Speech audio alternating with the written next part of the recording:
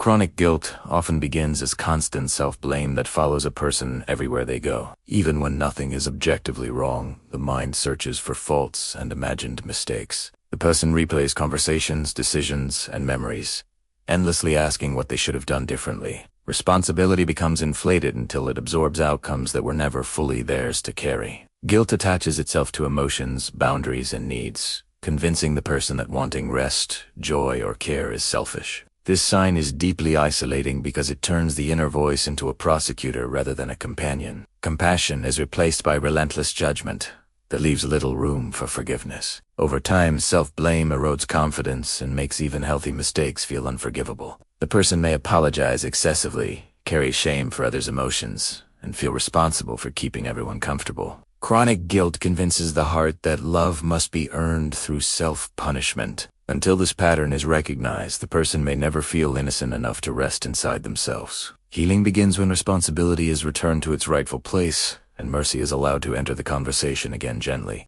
One clear sign of chronic guilt is the reflex to apologize even when no harm has been done. The person says sorry for existing, for taking up space, for having feelings or needs. Apologies spill out automatically as a way to manage discomfort and prevent imagined rejection. Beneath this habit lies the belief that one is always slightly wrong or inconvenient. The person may apologize for others' moods, misunderstandings, or events beyond their control. Over time, this erodes a sense of equality in relationships. The apology becomes less about repair and more about self-erasure. Chronic guilt trains the nervous system to seek safety through submission. Each apology momentarily relieves anxiety but reinforces the belief of being at fault. The person may feel small and apologetic, even in moments of competence or success. Others may grow accustomed to this dynamic, not realizing the quiet harm it causes. Excessive apologizing masks deep shame and fear of being a burden. Healing involves learning to tolerate presence without apology and allowing oneself to exist without constant justification or permission. Chronic guilt often reveals itself through an inability to receive forgiveness, even when it is freely offered. The person hears words of reassurance, but cannot let them settle. Forgiveness feels undeserved, temporary, or fragile. The mind insists that consequences should continue long after repair has occurred. This resistance is not arrogance, it is shame, refusing to loosen its grip. The person may believe that holding on to guilt proves accountability or morality. Letting go can feel dangerous, as if it risks becoming careless or harmful. Over time, this creates emotional stagnation where growth is blocked by self-punishment. Relationships may strain as others feel helpless, watching the person suffer unnecessarily. Chronic guilt keeps wounds open long after they have healed. It confuses accountability with endless self-condemnation. True repair requires learning to accept grace without argument. Receiving forgiveness allows movement forward, rather than remaining frozen in the past. Healing begins when the person understands that growth does not require perpetual pain and that forgiveness is not escape but integration. Another sign of chronic guilt is taking excessive responsibility for the emotions, choices, and outcomes of others. The person feels accountable for keeping everyone calm, satisfied, and stable. When others are upset, guilt rushes in, even if the cause is unrelated. This pattern often develops early in environments where emotional safety depended on caretaking. Over time, it becomes automatic. The person monitors moods, adjusts behavior, and sacrifices needs to prevent conflict. Chronic guilt convinces them that failing others is unforgivable. This hyper-responsibility is exhausting and unsustainable. It leaves little space for authenticity or rest. Boundaries feel cruel even when necessary. The person may feel anxious when choosing themselves, fearing harm will follow. Relationships become unbalanced with the person carrying invisible weight. Healing requires recognizing that empathy does not equal obligation. Others are allowed their feelings and consequences. Releasing hyper-responsibility is not abandonment. It is an act of trust in others' capacity and in one's own right to exist without constant atonement.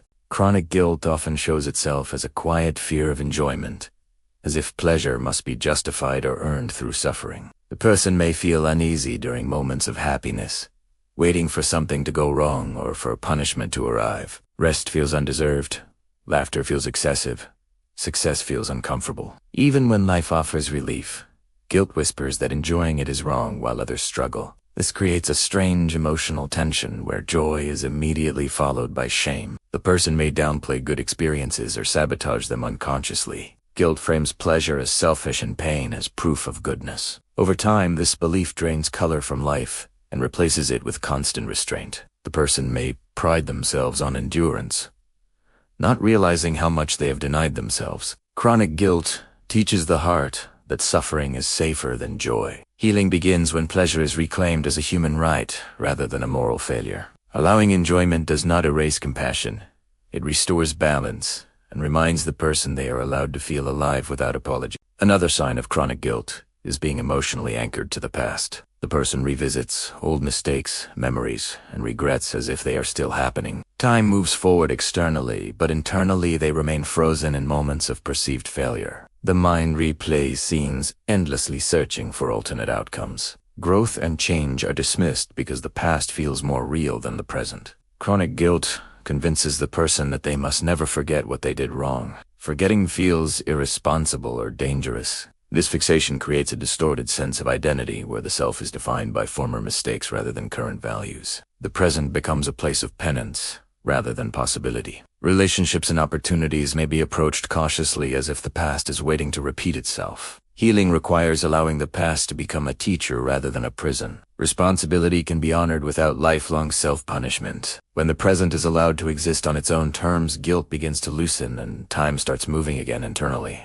Chronic guilt makes setting boundaries feel cruel rather than necessary. The person may feel selfish for saying no or for protecting their time, energy, and emotional space. Even reasonable limits trigger anxiety and remorse. The fear of disappointing others outweighs the cost of self-neglect. Boundaries are interpreted as rejection rather than self-respect. As a result, the person may overextend themselves, agree when they are exhausted, and remain silent when they are hurt. Chronic guilt frames self-sacrifice as virtue and self-care as moral failure. Over time, resentment builds quietly beneath compliance. The person may feel unseen and depleted but blame themselves for feeling that way. This pattern reinforces guilt because unmet needs are never addressed. Healing involves redefining boundaries as acts of honesty rather than harm. Saying no does not mean you are bad or uncaring. It means you are human with limits. When boundaries are honored, guilt gradually loses its authority and relationships become more balanced and authentic. Chronic guilt makes setting boundaries feel cruel rather than necessary. The person may feel selfish for saying no or for protecting their time, energy, and emotional space. Even reasonable limits trigger anxiety and remorse. The fear of disappointing others outweighs the cost of self-neglect. Boundaries are interpreted as rejection rather than self-respect. As a result, the person may overextend themselves, agree when they are exhausted, and remain silent when they are hurt. Chronic guilt frames self-sacrifice as virtue and self-care as moral failure. Over time, resentment builds quietly beneath compliance. The person may feel unseen and depleted but blame themselves for feeling that way. This pattern reinforces guilt because unmet needs are never addressed. Healing involves redefining boundaries as acts of honesty rather than harm. Saying no does not mean you are bad it means you are human with limits. When boundaries are honored, guilt gradually loses its authority and relationships become more balanced and authentic. One of the most painful signs of chronic guilt is the tendency toward ongoing self-punishment. The person may deny themselves kindness, rest, or forgiveness as a way to atone for perceived wrongs. Even after learning and growth, guilt insists that suffering must continue. This punishment can be subtle, choosing unhealthy relationships, staying in situations that hurt, or speaking harshly to oneself internally. The person may believe they deserve discomfort more than peace. Compliments feel suspicious. Care feels undeserved. Chronic guilt frames pain as proof of morality. Letting go of suffering feels like getting away with something. Over time, this pattern becomes ingrained, shaping life choices and self-image. The person may unconsciously recreate situations that confirm their unworthiness. Healing requires questioning the belief that pain equals accountability. Growth does not demand lifelong penance. Responsibility can coexist with self-compassion. When self-punishment softens, space opens for repair that actually heals rather than harms. Mercy toward oneself is not denial of harm. It is acknowledgement that learning has already occurred and continued suffering no longer serves growth or integrity. Chronic guilt often creates deep mistrust in one's own intentions. The person may question their motives constantly, wondering if they are secretly selfish, manipulative, or harmful. Even kind actions are analyzed for hidden flaws. This self-suspicion erodes confidence and spontaneity. Decisions become exhausting because every choice is morally interrogated. The person fears causing harm even unintentionally. Chronic guilt convinces them that they are inherently capable of wrongdoing and must be monitored. This creates emotional rigidity and fear of authenticity. Expressing desire, opinion, or anger feels dangerous. Over time, the person may disconnect from intuition, relying instead on external approval to guide behavior. Healing involves learning to trust that having mixed motives is human, not corrupt. Intentions can be imperfect without being malicious. Developing self-trust allows ethical living to come from values rather than fear. When guilt loosens its grip, intention becomes something felt and lived rather than endlessly questioned and doubted. Another sign of chronic guilt is the inability to experience relief without it being quickly followed by remorse. When a burden lifts or a problem resolves, the person feels a brief sense of ease that is soon replaced by unease. Guilt asks why they are relaxed while others struggle or whether they deserve this break. Relief feels temporary and unsafe. The nervous system remains alert for punishment. Chronic guilt does not allow resolution to settle. Even good news can trigger discomfort. The person may unconsciously create new worries to replace the old ones. This pattern prevents restoration and keeps the system in constant tension. Healing requires allowing relief to exist without justification. Rest is not theft. Peace is not betrayal. When relief is permitted to remain, the body learns safety again. Guilt loses power when the person realizes that well-being does not require a constant vigilance or suffering to be valid. In its most entrenched form, chronic guilt becomes part of identity. The person no longer sees guilt as a feeling but as who they are. Being the responsible one, the remorseful one, the one who carries the weight becomes familiar and defining. Letting go of guilt feels like losing purpose. Without it, the person may feel empty or unanchored. Guilt provides structure, even while causing pain. This identity often forms early in life, where being good meant being quiet, careful, and self-sacrificing. Over time, the role hardens into self-concept. Healing at this stage can feel frightening because it requires reimagining the self beyond guilt. Who am I?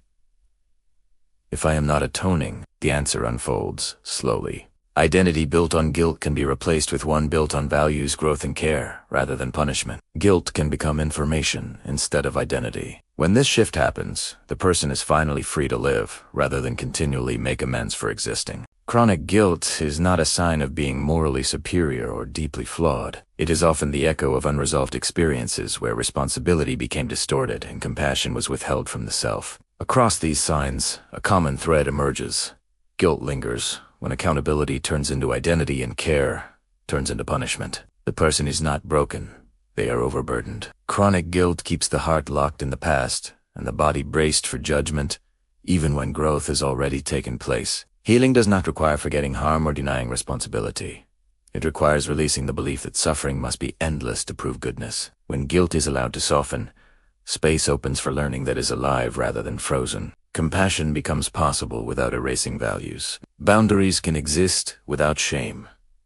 Joy can return without fear. Chronic guilt dissolves slowly through awareness, self-honesty, and gentleness practiced again and again. The goal is not to eliminate guilt entirely, but to restore it to its rightful role as a guide, not a jailer. When guilt stops defining identity, the person can finally meet themselves with dignity, accountability, and mercy in balance.